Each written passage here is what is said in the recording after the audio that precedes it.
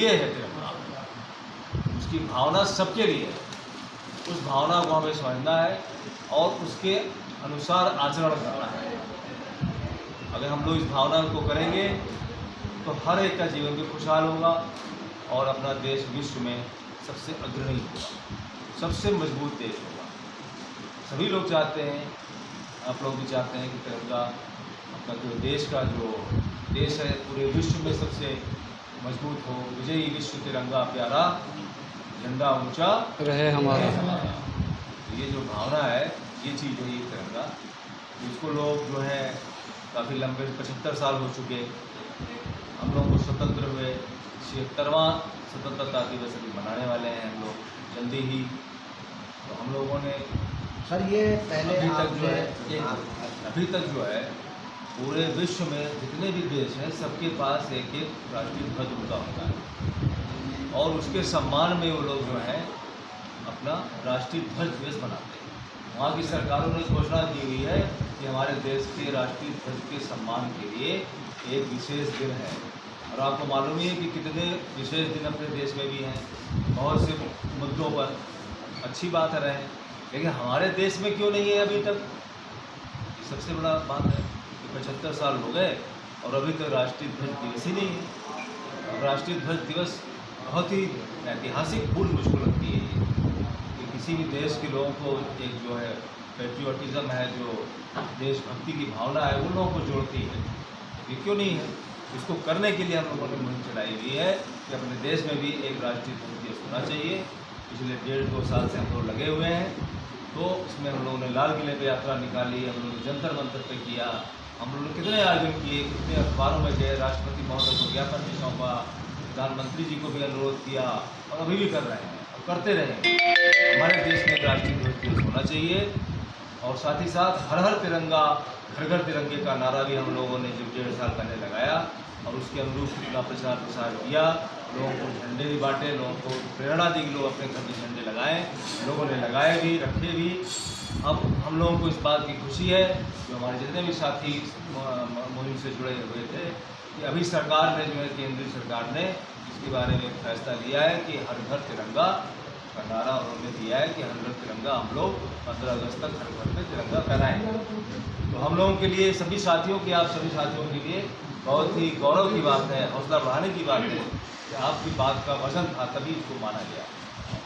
इसलिए अभी हमारा जो राष्ट्रीय ध्वज दिवस की बात जो है बची हुई है, इसको आगे करने के लिए हम लोग इन लोग चला रहे हैं और इन सब चीज़ों को ऑर्गेनाइज वे में व्यवस्थित ढंग से इसमें सब लोग अपना योगदान दे सकें। उसके लिए हम लोग तिरंगा सेना का गठन किए। तिरंगा सेना के गठन के लिए उसमें आप लोगों को आमंत्रित करने के लिए कि आप लोग भी इस मुहिम में शामिल हों, देशभक्ति की मुहिम में, और अपने देश को और अपने परिवार को, अपने आप को मजबूत करने के लिए जो कुछ भी हम लोग प्रयास करें एक संगठन के रूप में करेंगे तो वो चीज़ें जल्दी होंगी। देश में जितने युवा हैं 60-70% हैं, महिलाएं हैं, इन लोगों की एनर्जी पूरी तभी इस्तेमाल हो सकती है और देश के तिरंगे का शान तभी रोशन हो सकती है और आगे बढ़ सकती है जब हर आदमी के पास काम हो, हर आदमी के पास रोजगार हो, हर आदमी के पास कोई व्यवसाय हो। इन लोगों की एनर्जी का पूरा उपयोग नहीं हो पाएगा तो देश के तिरंगे की शान या देश की शान कैसे आगे बढ़ेगी? तो ये सब चीज़ें, बहुत सी चीज़ें इसमें तिरंगे की शान की छतरी के नीचे और तिरंगा सेना के माध्यम से करने के लिए हैं। तो इन सब चीज़ों के लिए आपका समर्थन चाहिए कि आप इस भावना को समर्थन करते हैं कि हाँ भाई अपने देश में तिरंगा दिवस होना चाहिए। तो आप लोग बताइए, आप लोग जुड़िए इस मुहिम से और साथ में जो है तिरंगा सेना से जुड़ करके और भी चीज़ें जो हमें करनी इसको करिए। साथ ही 22 जुलाई जो था एक दिवस हम लोगों ने डिक्लेयर किया, क्योंकि हम लोगों ने स्टडी किया हिस्ट्री की, तो पाया कि 22 जुलाई 1947 वो दिन था जब इस ध्वज का जन्म हुआ। उसके पहले इसका रूप दूसरा था। 22 जुलाई को ही ये आज के मौजूदा रूप में ये मान्य हुआ, स्वीकृति मिली, सृजन हुआ उसका संविधान सभा, भारत की संविधान सभा के द्वारा, जिसके अध्यक्ष डॉक्टर राजेंद्र प्रसाद थे और 6 लोग उसमें मेंबर थे।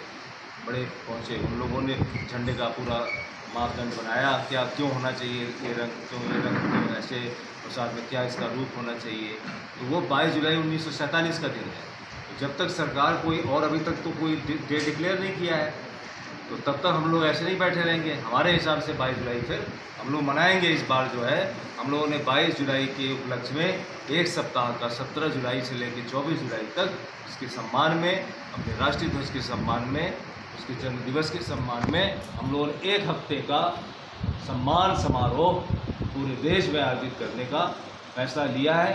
और उसके लिए भी आप लोगों का समर्थन लेने के लिए आए हैं कि आप लोग राष्ट्रीय ध्वज सम्मान सप्ताह जो समारोह है एक हफ्ते तक उसमें झंडे का अपने घर में झंडा रखें, उसके बारे में जानकारी लें और साथ में इस भावना को समझें और उसको आगे बढ़ाने का, चाहे सेल्फी लें उसके साथ हमारे पास भेजें फ़ोटो खींच के इसके साथ, चाहे अपने घर में ला के फ़ोटो खींच के भेजें, चाहे उसको अपने घर में रख करके भेजें, क्योंकि इसके कानून कायदे भी हैं कि कैसे झंडा जो है फहराया जा सकता है।